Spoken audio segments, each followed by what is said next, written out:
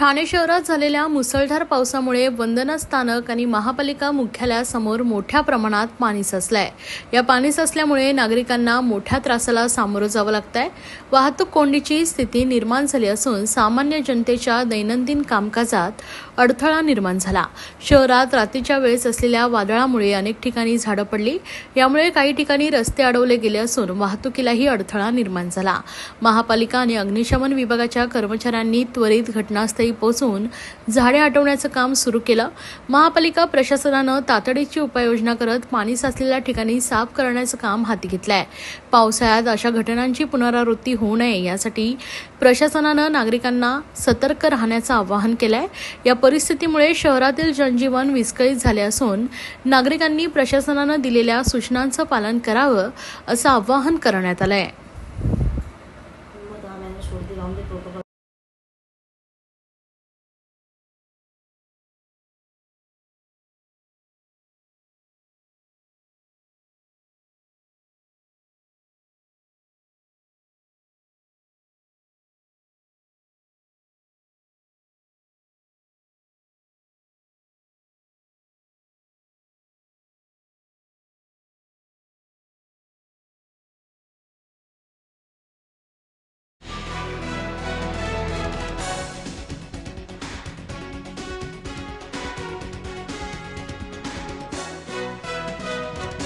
ठाण्यातील गावणबाग परिसरात ठाणे महानगरपालिकेच्या फुटबॉल टर्फच्या शेजारी असलेल्या इमारतीच्या पत्र्याची शेड कोसळून 7 जण जखमी झाल्याची घटना समोर आली आहे। सोसायटीच्या वाऱ्यासह मुसळधार पडत असलेल्या पावसामुळे ही दुर्घटना घडली आहे। या दुर्घटनेत 5 जण गंभीर जखमी आहेत, त्यांच्यावर बेतनी रुग्णालयात उपचार सुरू आहेत, तर 2 जण किरकोळ जखमी आहेत। ठाणे शहरात काल रात्री 9 नंतर पावसानं चांगला जोर पकडला।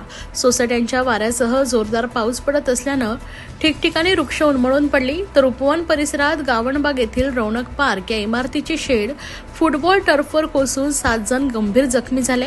जखमी हे इयत्ता 9वी व 10वीचे विद्यार्थी असल्याची माहिती समोर आली आहे। हे विद्यार्थी फुटबॉल खेळत असताना पत्र्याची शेड उडून त्यांच्या अंगावर कोसळली आहे। या घटनेनंतर आमदार प्रताप सरनाईक यांनी देखील रुग्णालयात उपचारासाठी दाखल झालेल्या तरुणांची भेट घेत त्यांच्या तब्येतीची विचारपूस केली आहे।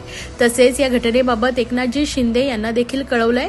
या घटनेबाबत मुख्यमंत्री यांनी देखील जखमी मुलांच्या पालकांना कॉलद्वारे विचारपूस केली, तर या संदर्भात प्रताप सरनाईक यांनी प्रसार माध्यमांशी संवाद साधला। वसंत विहारजवळ सरोवराजवळ एक होर्डिंग ते पत्रे उडून पडले होते। सुदैवाने अपघातामध्ये कोणी जखमी झाले नाही। आयुक्त सौरभ राव यांना कानावर ही गोष्ट घातली आणि त्यांनी ताबडतोब उर्वरित पत्रे काढायचे आदेश संबंधित अधिकाऱ्यांना दिलेले आहेत। त्याचबरोबर ठाणे महापालिका हद्दीमध्ये अनेक ठिकाणी काही धोकादायक होर्डिंग्स आहेत आणि काही झाडं सुद्धा जवळजवळ 50 ते 60 झाडं पडलेली आहेत। त्यामुळे यावर्षी झाडाच्या फांद्या ज्या पद्धतीने तोडायला हवे त्या पद्धतीने छाटणी बरोबर केलेली नसल्या कारणाने हे अपघात आता होत आहे।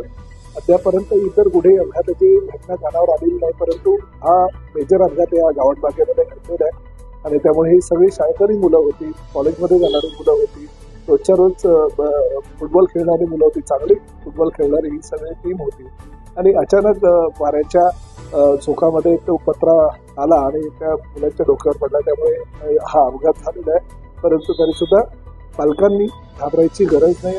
मुख्यमंत्र्यांच्या कानावर ही गोष्ट घातलेली असल्या कारणानं त्यांनी स्वतः ह्या बाबतीत गंभीरपणे लक्ष घातलेलं आणि ह्या भागाचा आमदार म्हणून आणि नगरसेविका परिषद त्यांनी सुद्धा लक्ष घातलेलं आणि सर्वतोपरी मदत या सगळ्या पालकांना करू।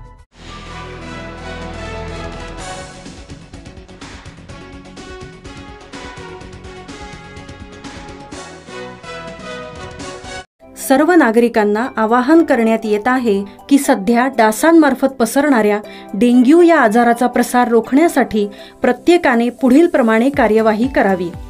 डेंग्यू आजार एडिस इजिप्ती हा डास चावल्याने होतो। या डासांची पैदास साचलेल्या किंवा साचवलेल्या स्वच्छ पाण्यामध्ये होते। 8 दिवसांपेक्षा जास्त दिवस पाणी उघडे व साचून राहिल्यास त्यात डास अंडी घालतात। अंड्यांच्या अळ्या तयार होऊन पुढे डास तयार होतात।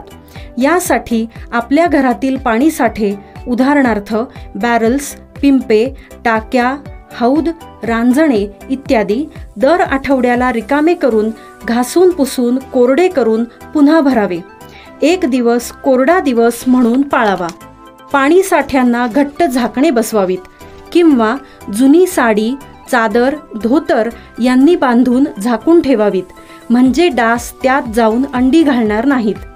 घराच्या गच्चीवर, आजूबाजूला, अंगणात कोठेही पाणी साचू देऊ नये. भंगार सामान उघड्यावर टाकू नये. उदाहरणार्थ टायर्स, प्लास्टिक सामान, कुंड्या, टाकाऊ वस्तू इत्यादी. अशा सामानात पावसाचे पाणी साठून त्यात डेंग्यूच्या डासांची पैदास होते. घरातील कूलर्स, फ्रीजच्या पाठीमागील ट्रे हे देखील वेळोवेळी कोरडे करावेत. लक्षात ठेवा, नुसत्या फवारणीने डास घनता कमी होत नाही, तर त्यासाठी डास पैदास ठिकाणे नष्ट करणे ही आपल्या सर्वांची जबाबदारी आहे. कोणताही ताप अंगावर न काढता जवळच्या शासकीय रुग्णालयात मोफत औषधोपचार घ्या. अशा प्रकारे नागरिकांनी सहकार्य केल्यास डेंग्यूचा प्रसार रोखणे सहज शक्य आहे.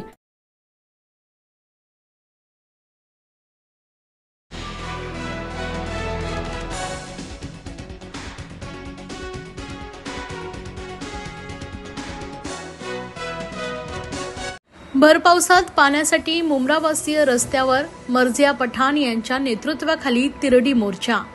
विविध कारणे पुढे करून सातत्यानं मुंब्रा कौसावासियांना पाण्यापासून वंचित ठेवलं जात आहे. या सापत्न वागणुकीच्या निषेधार्थ सामाजिक कार्यकर्त्या मर्जिया शानू पठाण यांच्या नेतृत्वाखाली भर पावसात मुंब्रावासीय रस्त्यावर उतरले. दारुल फलाह मस्जिदीपासून फायर ब्रिगेड येथील पाणीपुरवठा कार्यालयावर तिरडी मोर्चा नेऊन नियमित पाणीपुरवठा करावा अशी मागणी करण्यात आली. तसेच कार्यालयाचे दार उघडत नसल्यानं प्रवेशद्वारासमोरच मडकी फोडत ठिय्या धरलाय. यावेळी माजी विरोधी पक्षनेते अशरफ शानू पठाण हे देखील उपस्थित होते.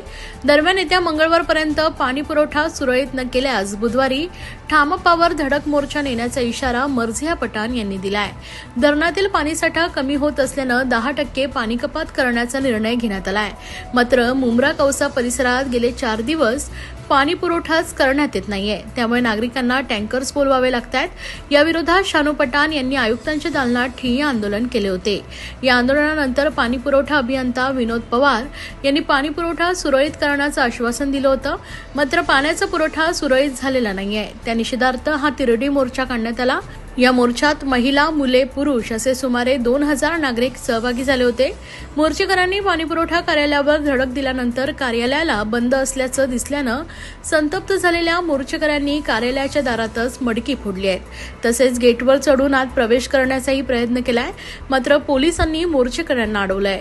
याप्रसंगी मर्जिया पठाण म्हणाल्यात की ठाणे शहरात 10% पाणी कपात करण्यात आली असली तरी 90% पाणीपुरवठा केला जात नाहीये. गेल्या 15 दिवसांपासून पाणी सोडण्यात येणार नसल्यानं नागरिकांना पाण्यासाठी वणवण करावी लागते.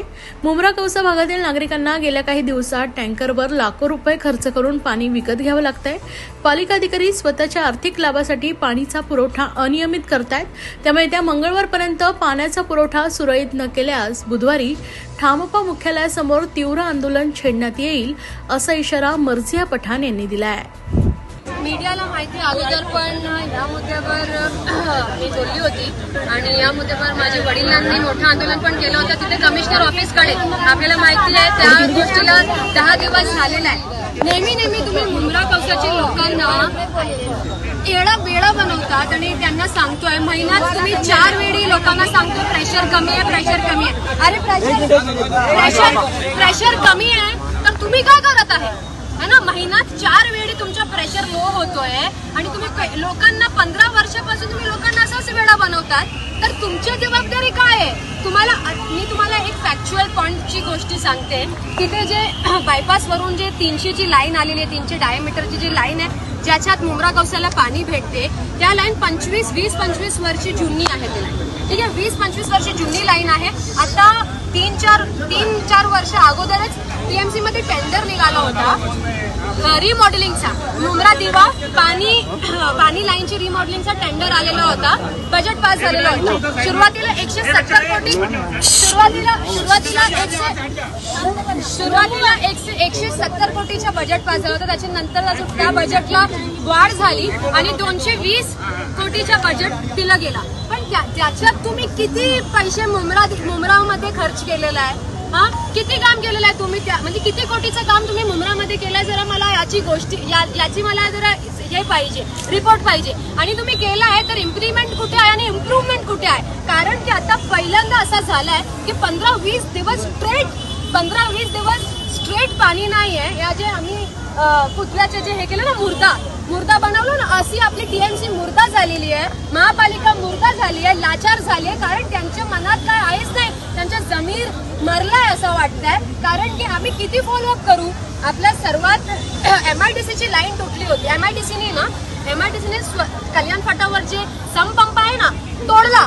महापालिका माहीतच नव्हता, महापालिकेला माहीतच नव्हता. जेव्हा माझी वडिलांनी आंदोलन केला तिथे जाऊन, तेव्हा त्यांना माहीत पडलं की MIDCने संपर्क तोडून टाकलेला आहे. तर तुमच्या लक्ष कुठे आहेस? 2.5-3 वर्षापासून महापालिका बंद आहे, तर तिथे कोणच नाहीये ना, डामदाटी करायला कोणच नाहीये तिथे. कारण की सर्वात पहिला पब्लिक कुठे जाणार आहे? कॉर्पोरेटरकडे जाणार आहे ना. कॉर्पोरेशन पहिला सीडी आहे. कॉर्पोरेशनला जाऊन पब्लिक त्यांचे जे प्रॉब्लेम्स आहेत ते सांगताय. 3 वर्षापासून लोकांना किती त्रास व्हायला लागलाय, त्रास व्हायला लागलाय. चेंबरची ढक्कन तुटते, कोणच नाहीये बघायला. पाणीमुळे त्रास व्हायला लागलाय, गटरमुळे त्रास व्हायला लागलाय, कोणच नाही आन्सर करायला.